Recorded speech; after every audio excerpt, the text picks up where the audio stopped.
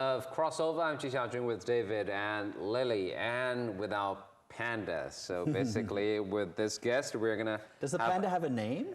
Tuan Tuan. I bought this panda in Chengdu, and I was so obsessed with the cute baby pandas. I wanted to take one home as a pet, but that's impossible.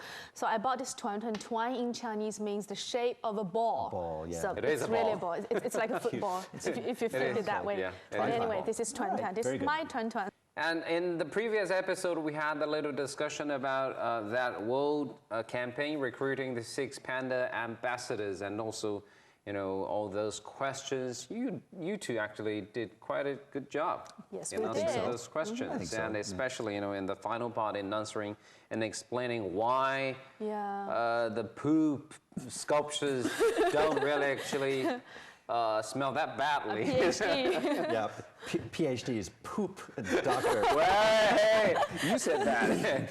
Anyway, and today we're still going to focus on panda, but from a different angle. We're gonna have what? From a different angle. Yeah, different angle. Go ahead. Different angle. Yeah. And basically, it's more about what pandas can be in different environment, in different context. And the first impression, actually, just 2 years ago, there was a very successful Hollywood-made movie that's called Kung Fu Panda. Yeah, Kung Fu Panda. It's everything about Chinese culture. This panda, this is a national treasure, the symbol of Chinese animals, and also Chinese Kung Fu. And we have the tiger, the monkey, and everything. The auspicious animals and some Chinese philosophy mixed in with it. Exactly. The secret is no secret. Yeah. Wow. It seems it's everything Chinese, but that was actually a Hollywood production and extremely successful in China and the rest of the world. We have a little footage to share with you. Let's get started. Has trained 5 of the greatest warriors the world has ever known. Are you ready? I was born ready. Oh! Can I punch through walls? Can I do a quadruple backflip? Focus. Focus. That flabby panda is not the warrior. You just need to believe. Oh! That was awesome! Do you like this movie, David? Oh yeah, I mean, I saw it a couple times with my daughter. It was very cute. Yeah. It was very funny. It's more about him. Again, this Chinese culture thing, the Kung Fu attraction to the movie fans the world over. But I also agree with what Lily just said. It was actually a very American movie. I mean, the actors, the voices, and a lot of the personalities are very, very American.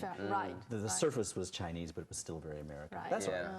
But many Chinese filmmakers, they feel really sad about it. A movie, all these Chinese elements in their panda, there's so much Chinese symbol and Kung Fu. But how come we haven't done anything like that before? It's all China's intellectual property rights. Exactly, and they didn't pay anything for that. Exactly, and they were thinking, okay, can we do anything?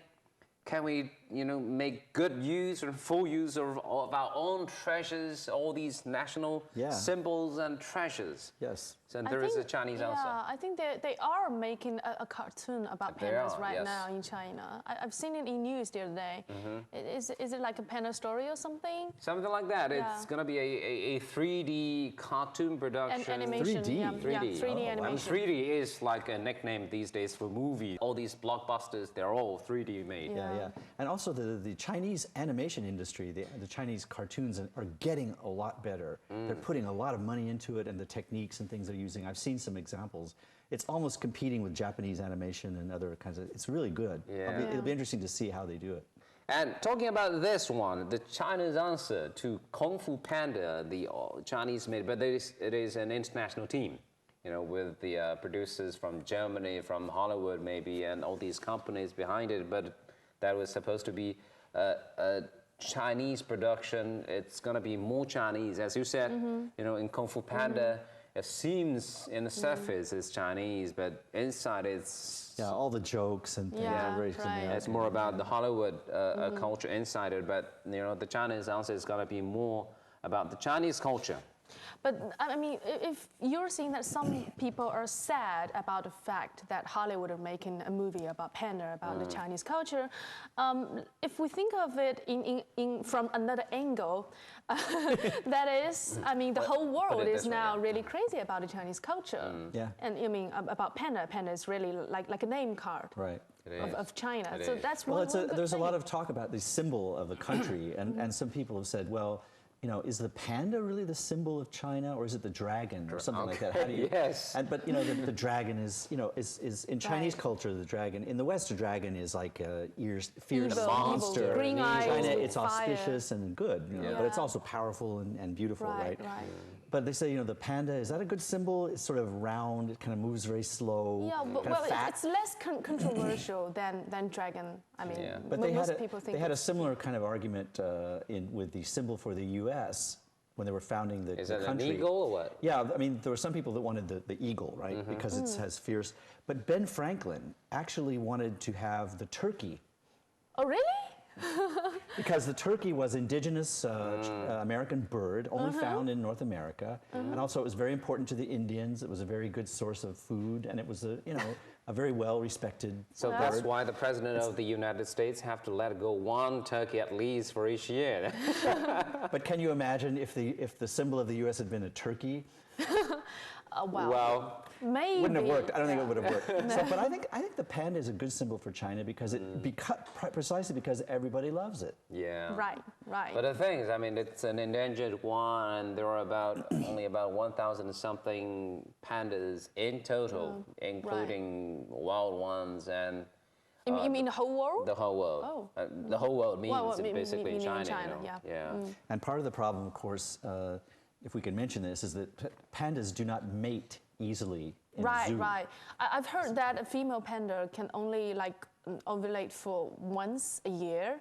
So there's only one day in a year that you could succeed in mating. Yeah. Very hard to get them to reproduce in the zoo. Right. Yeah, when all the caretakers were around, you know, they feel embarrassed in that. I've seen that they would actually track the hormone levels of the pandas, and when the right time comes, they would sort of create, you know, an atmosphere for the couple panda and for them candles to and champagne. Champagne and little music. Bamboo wine and green milk. Green milk, yes. And also, I've heard that baby pandas, they don't survive easily. No. Yeah, right. I mean, I've seen statistics like. I don't know. It's like 2/3 or less than 2/3 of the baby pandas can actually survive and grow into an adult panda. And if we come back to panda and what can they do, and you mentioned actually in our last discussion, that was the panda is actually the symbol and the logo of WWF. The World Wildlife Federation, right? Yeah, exactly, and that happens for a reason, because. You know, basically, it says in 1958 there is a animal dealer. He made he basically bought one panda with different animals. Those are, say, the giraffe, 3 giraffes, 2 rhinoceros, 1 hippo, and 1 zebra, and something else. And kind of they made an exchange for one panda. Okay. And this panda went to the London Zoo, and it was such a huge event at the time.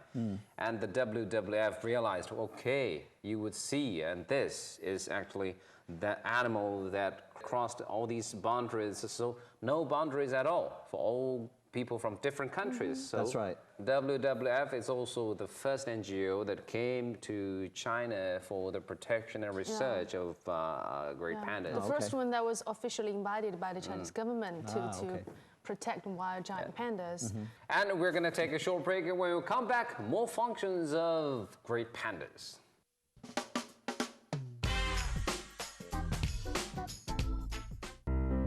This is the enterovirus responsible for hand, foot, and mouth disease. It commonly affects children and spreads through direct contact with saliva, nasal discharges, and other excretions of infected persons. To prevent this disease, wash hands frequently, don't share towels. If you have the disease, stay at home and don't go to school or swim. Maintain good ventilation and keep the environment clean and hygienic. For more information, please visit the Center for Health Protection website or call our health education hotline.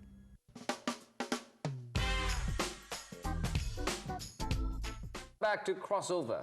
More functions, and or it can be a movie star, and it can be a logo of a NGO. It can also be a national gift. That's right.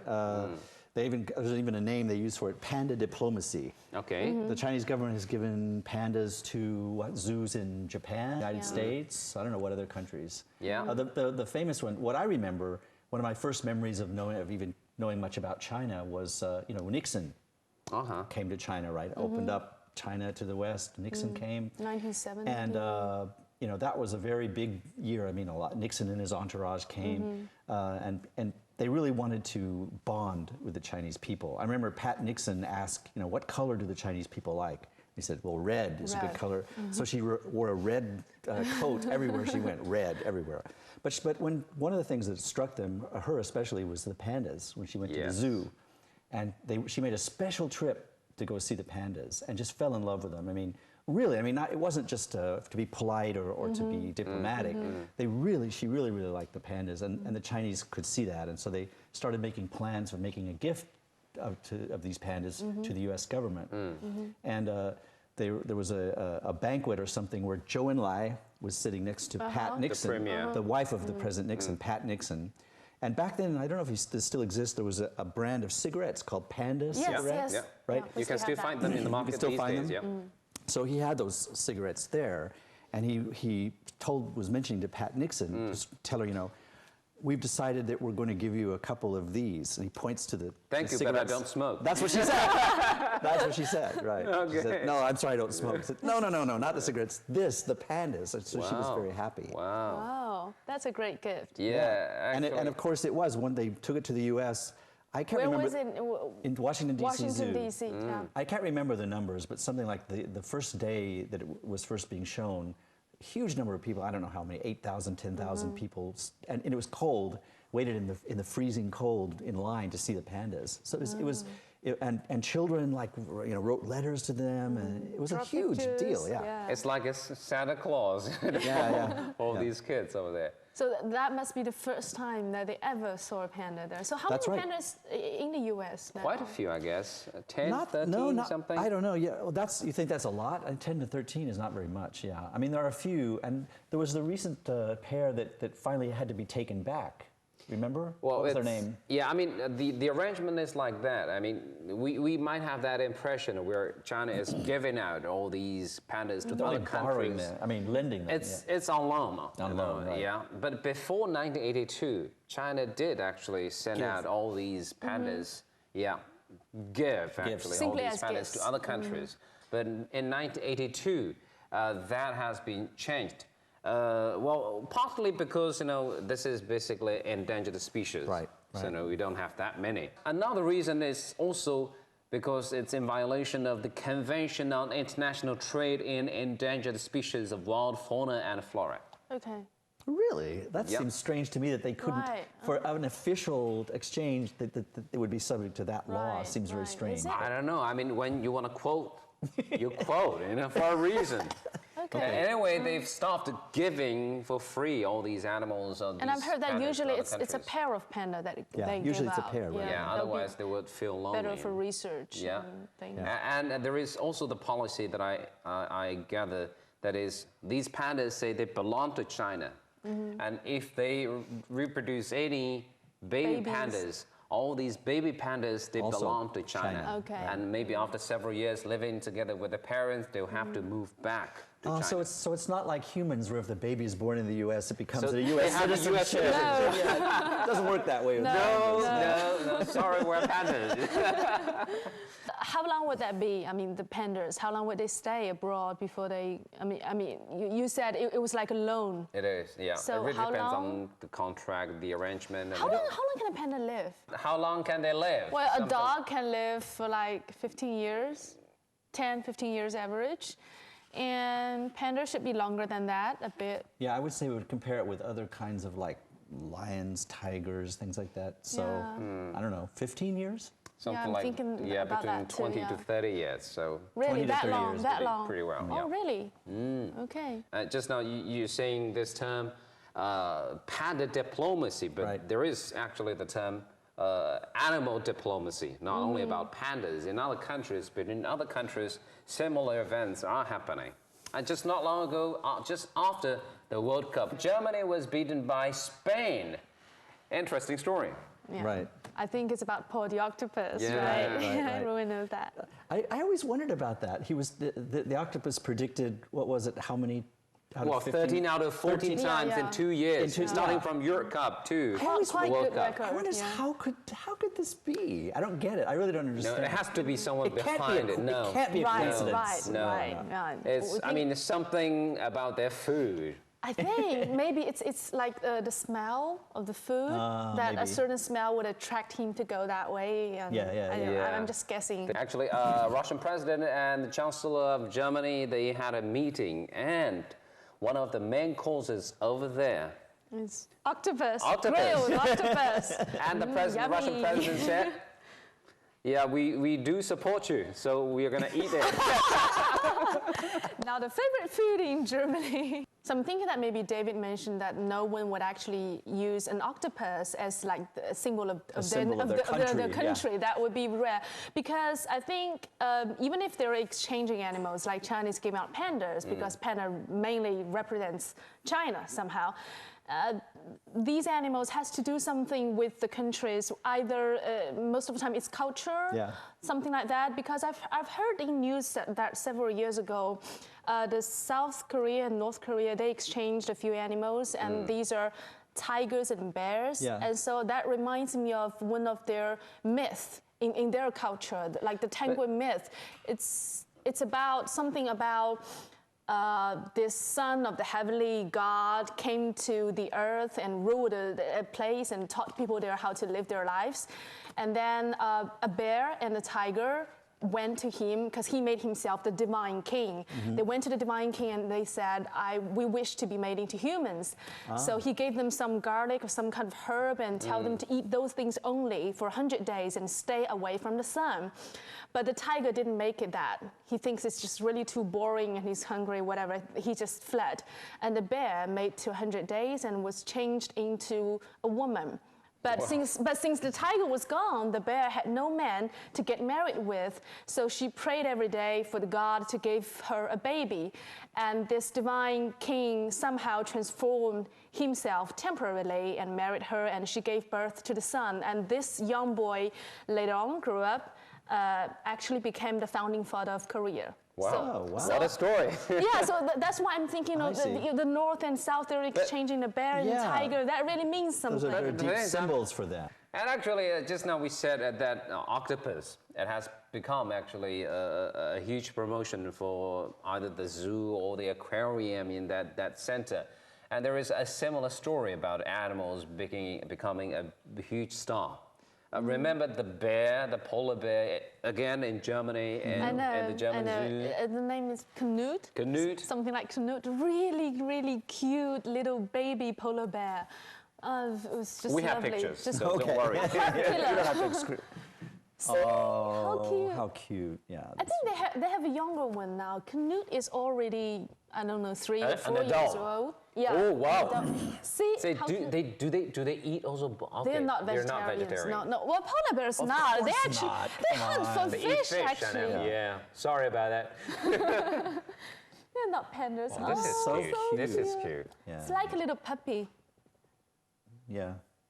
And the thing is, I mean, when they're little, they're cute and they're beautiful and they're this When huge in adult, attraction they're to a all the bit kids. dangerous. And you don't see that many pictures of the same polar bear when they grow up. Right.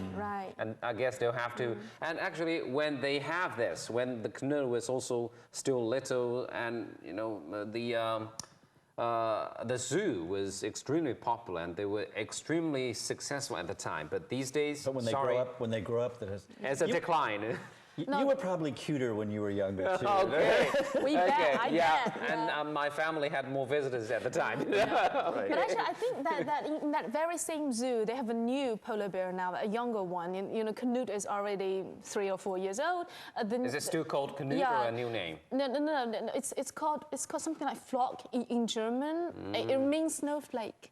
Oh, maybe, yeah. And it's a baby girl. You know, Okay. really pretty. I mean, look very similar to Canute, well, to us ordinary people. And the thing is, when Canute was a baby, it was so popular that some people actually said he is a problem polar bear because he's too reliable on human beings. Because under the age of 2 years old, the polar bears, they were supposed to follow their mothers to learn all the skills to survive.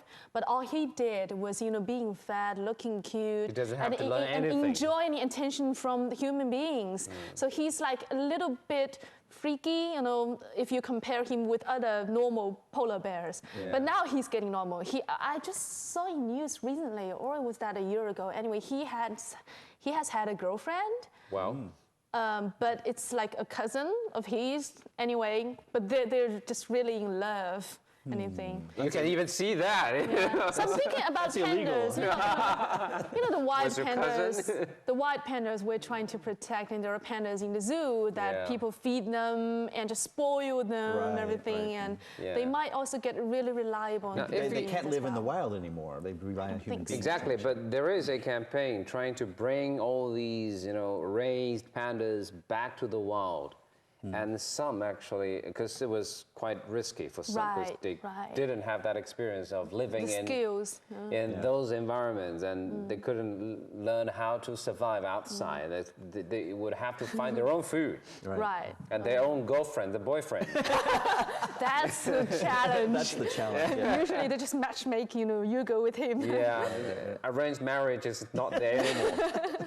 But if you come back to the number of pandas, and altogether, by now, actually by last time when the authority had an investigation, it's about 1,600, so 1,600 pandas, including the ones raised in those panda centers and the ones that we found outside. In the entire world, you're saying? Entire world, basically in China. That's not many. And that was a huge increase from the 1980s, from 1,100 since to people are taking care of the 600. pandas. Yes. It's been very carefully protected these days, and the bamboos, they are guaranteed. I've also heard that we talked about how China would send some pandas abroad on loans, and in exchange the money is used to protect. For research. To protect the environment for pandas. But it's one of the problems of sending them abroad is bamboo doesn't just grow anywhere. I mean, that's the problem with sending them. I remember when they sent these pandas to the Washington, D.C. zoo, that it turned out by coincidence or something, there was a family who lived there in the Washington, D.C. area who were big fans of China, and they actually were growing bamboo in their yard. No. Originally not for the panda, just for fun. They just grew this kind of bamboo, and it turned out to be exactly the kind of bamboo that they needed from their habitat. And so they ended up being the suppliers for the bamboo to the Washington Zoo. But if not for that family, where would they get the bamboo? They have cakes. Import? They have to import it. They start eating cheeseburgers, probably. Eating American food. Then their poop would change color. And their milk too. Panda can also be a form of art. There is an artist actually in China, and he's been nicknamed as the Panda Guy. And we have a picture. He's called Zhao Bandi, and so he's basically, he was a painter, and he's more like an action artist, and he's sometimes a installation artist or a designer. We call it a conceptual artist. Is that a hat he's wearing, or is it's just a toy panda? Conceptual art. So he can be seen as a conceptual artist. He's trying to raise the awareness of the importance of the. But he does benefit financially from all those panda products and those art behaviors and everything. But I think I've seen him somewhere. I've seen like posters. He would actually take pictures of himself and a toy panda.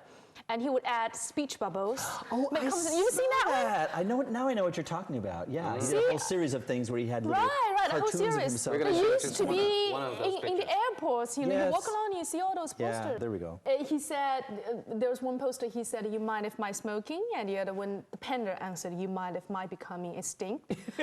That's a wonderful one. I'm getting more respect for that. I mean, he's doing some creative things here with panda. I think he can actually talk about culture things in a more soft and humorous way with the panda. And the panda can also be a mascot. Remember the mascots, the 5 mascots of the 2008 Basically. Beijing Yeah, Olympics. I don't know whether it was Bei Bei, Jing Jing. I'm not quite sure which I don't one, remember. but One of them guess- was a panda, right? Yeah, I mean, with the black eyes, Right. that's the one. That was, Right, right. We have that sparrow, and what else do we have?